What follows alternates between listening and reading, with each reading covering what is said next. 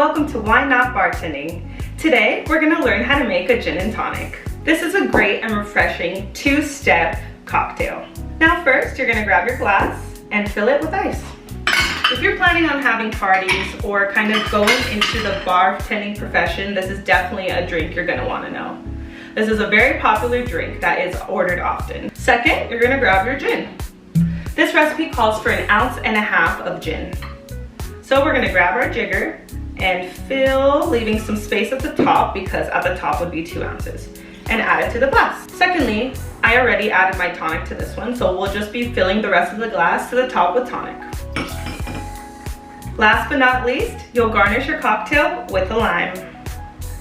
And that's it. Now you know how to make a gin and tonic. Don't forget to like, subscribe, and share this channel. If there are any cocktails or recipes you would like to see, feel free to comment below.